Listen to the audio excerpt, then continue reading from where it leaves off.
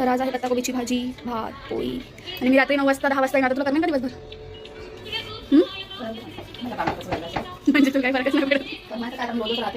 WhatsApp क्या बोल रही है ठंडी नागपुर की. खूप थंडी वाजत आहे.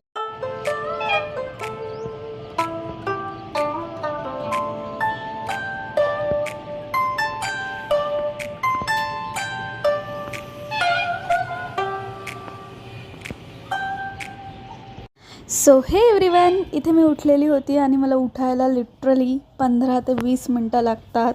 So I am here settling my mind की सकाळ झालेली आहे आणि गेट सेट रेडी.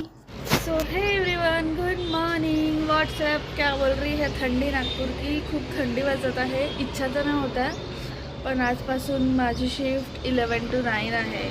सो सकाळी उठावं लागलं लवकर. सो पटकन रेडी होते, फ्रेश होते आणि भेटते तुम्हाला.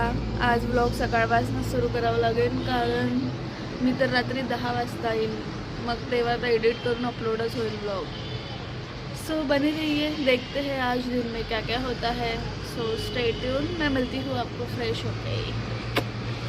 So here's I am ready guys. चलो चल के देखते हैं टिफिन में क्या है. हाँ, क्या बनवत आहे?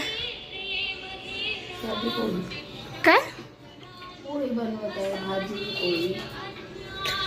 तर आज आहे पत्ताकोबीची भाजी, भात, पोळी.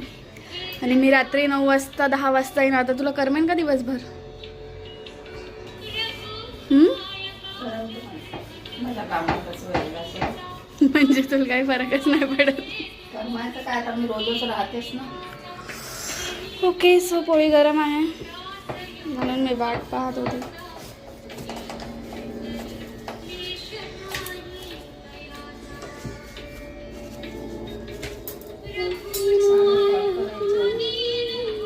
काय सगळं कॉल करायचं. तो गाईज, दॅट्स माय लुक. या आरशात बरोबर दिसत नाही म्हणून आम्ही तिकडच्या ड्रेसिंग टेबलमध्ये तुम्हाला व्हिडिओ शूट करताना दिसते. पण बघून घ्या याच्यात पण. तो चलो निकलते हैं ऑफिस के लिए. भेटूया लिफ्टमध्ये. तोपर्यंत स्ट्रेट येऊन मी टिफिन पॅक करून घेते. So yes guys, I am going. Sorry, आजचा व्लॉग खूप जास्त शॉर्ट झाला. So finally I am in bus guys. मला 2 ऑटो चेंज करून बस स्टॉपपर्यंत जावं लागतं, कारण आमचं घर थोडं आतमध्ये आहे आणि इथे एक नोडल पॉईंट दूर आहे आमच्या घरापासून. सो आता मी ऑफिसमधनं आल्यावर हा व्हॉइस ओव्हर करते आहे, पण